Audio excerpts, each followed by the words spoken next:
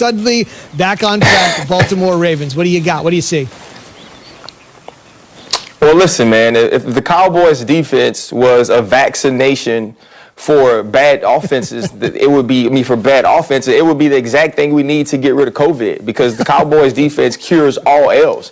Like when you play against this team and you can run the football, we saw it against the Cleveland Browns and we've seen it against some other teams. You can have a lot of success against the Dallas Cowboys. So basically the Baltimore Ravens came out and did what they had to do. And now you look forward to the rest of the season. Obviously you have the Bengals, you have the Jaguars, but you also have the Cleveland Browns. You also have the New York Giants that are suddenly a very competitive and tough team to play as they lead the NFC East. And this is about making the playoffs for the Ravens. It doesn't matter if they played better last night. It doesn't matter if we could see them being a better team going forward. If you have the reigning MVP, if you have Super Bowl aspirations at the beginning of the season and you end up not making the playoffs, that is a failure. And so to me, it's good that they got back on track. They got some people back healthy that were able to play in this game that weren't able to play in last. Obviously, Mark Andrews has to come off the COVID reserve list as we're going forward.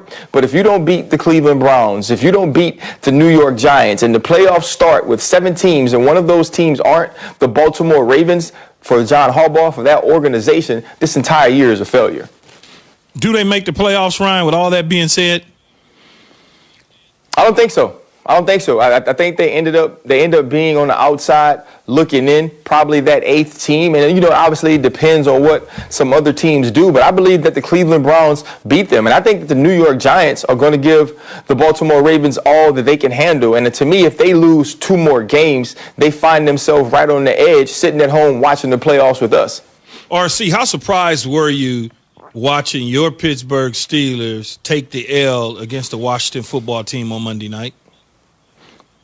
I was surprised. I thought the game would be close. I said it would be close, but I thought at the end of the game that the Pittsburgh Steelers would make the critical situational football plays to win. And you go back into that game, it's 17-17 key. Obviously, Alex Smith and the Washington football team get the offense rolling in the second half, but the Pittsburgh Steelers have 3rd and 1 and 4th and 1. They throw a quick sprint out to Juju Smith-Schuster. That pass is broken up, and then they decide to go empty formation and throw a back shoulder sluggo to Anthony McFarland, who is your 3rd running back, also only has 5 catches on the year. You fast forward that, now you have a 3rd down situation for Alex Smith and the Washington football team, and they go to a slot fade or a Taiwan route to Cameron Sims, and they hit it with a one-handed catch and a perfect throw. And the Washington football team made the plays to win that game. The Pittsburgh Steelers didn't lose it. But Key, when you look at the Steelers, it's about how do you fare against the AFC's elite. If you can't run the football, if you continue to lose important pieces on defense, I think this is an 11-0 team that starts the season that may end up losing 2 or 3 more games down the road and actually go into the playoffs limping. RC, them getting James Conner back, does that help cure a lot of the ails?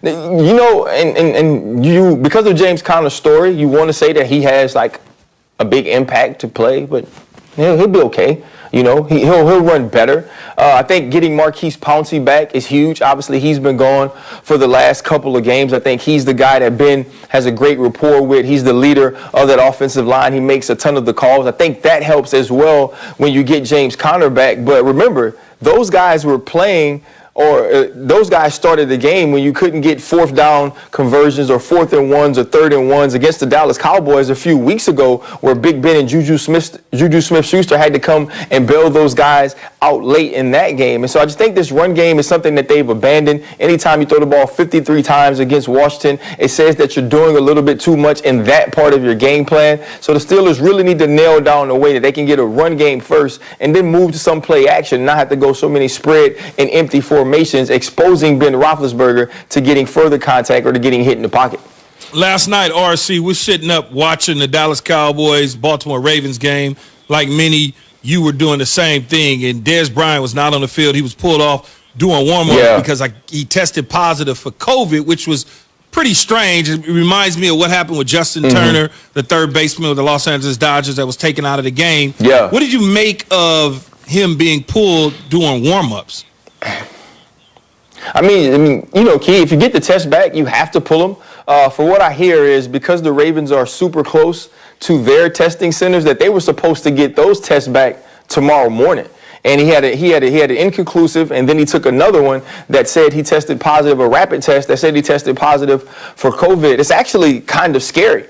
You know, you almost wish that they just wouldn't have pulled him and just tricked us and pulled the wool over our eyes because, listen, Dez Bryant was on the field pregame. Dez Bryant was hugging members of the Cowboys staff, warming up with obviously players in his locker room and on his own team. And so that's scary. It's scary to know that even with the constant testing that you can have a guy preparing to play a game who is COVID positive. And I think, you know, on the other side of it, the football side of it, sucks for Dez, don't it? Like, it seems like dude can't catch a break. He's obviously getting opportunity to play against his old team. He's extremely excited. And it's not like they told him in the morning or they told him the day before. You've gotten to the stadium. You know, you probably took you some Zip Fizz or some pre-workout. You're fired up. You got your Juvie and the Hot Boys on your headphones. And then they come get you and tell you can't play. Like, that has to be a difficult situation for Dez. And so the way that the whole thing transpired is definitely strange. But the NFL says, you know, it contact traced. It did everything that it possibly could to make sure all the players were safe. Obviously, it just sucks with the timing for Dez Bryant. But did they do that, RC? I mean, you talk about contact tracing after he's already hugged all these people. Like, how can you properly monitor the situation? Did the NFL handle this correctly? You know, I mean, from a perception standpoint, I don't think so. You know what I'm saying? Like, you look at the perception standpoint, we supposed to Utah Jazz it, right? We supposed to run on the court and say, hey, you can't play this game, right? Like that's what's supposed to happen. You're supposed to feel that way in the moment that something catastrophic happened because this guy was on the field. You know, I think that's the way you would have liked them to handle it. But if you have half a brain, you understand how money works, you understand how TV works, you understand that the NFL is driven by money and TV, then you understand why they played the football game. And, you know, I'm sure there are going to be a lot of questions asked about this. Dez actually asked it on Twitter last night. You know, I think he had him a glass or two and he was feeling kind of frisky. So he said, how y'all playing the game if I've been out there hugging people? He had a little hate on his heart, you know what I'm saying? But if you got hate, let it out. Hey, RC, me and you, we should get into college coaching, man, because you can get a job in college and you can go less than 500 and get an extension. They talking extension with these coaches that can't win games. I mean, Jim Harbaugh, right? Man, let's just get into coaching, RC. Win 3 or 4 games a year and get big money. I done seen it all in 2020, like man. Us, brother. Oh, I done seen it all in 2020. Just keep graduating those guys. Those general studies degrees, bro. Those general studies degrees. Kinesiology.